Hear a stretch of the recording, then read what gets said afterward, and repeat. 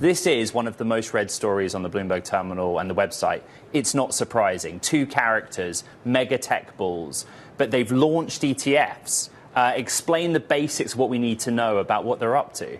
So these two ETFs really stand out in a sea of 4,200 ETFs in the U.S. because they engineer a rare double performance, which is outperformance and flows. Usually you outperform, but you don't see flows. Usually you have flows, but the performance doesn't match. So both of them have those two. And then both of them also are really these big figures. Tom Lee has 500,000 followers on Twitter.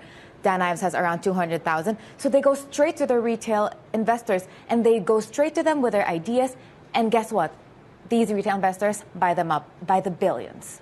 Isabel, their ideas go straight to a potential retail and institutional investor. At the same time, say Dan Ives comes on this show as a buy-side and sell-side analyst. He's coming on and trying to say, I'm independent, and my view is that these companies are going to go higher. And he does think they're all going to go higher. He's a permabull.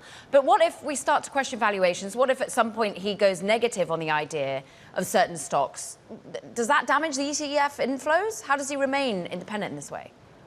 That's a good point, Caroline. And this is a new trend we're seeing, that these prominent figures are launching their own ETFs. So both Tom Lee and Dan Ives have their own really strong base because of their research. They both just send out research every day. You get their notes multiple times a day if you pay as a client. And then they thought, you know what, why not? Let me wrap my ideas into this one big ETF so that my followers or my now investors can just buy those ETFs in one click. And that's the beauty of ETFs. In one click, you can really just purchase them.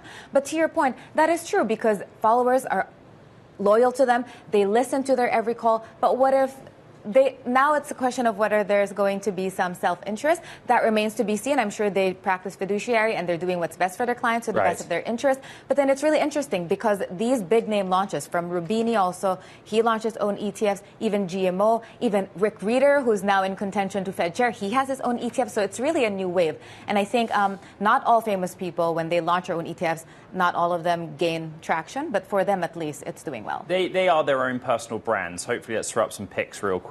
But Dan Ives is charismatic. Just explain to those that don't know what he's like.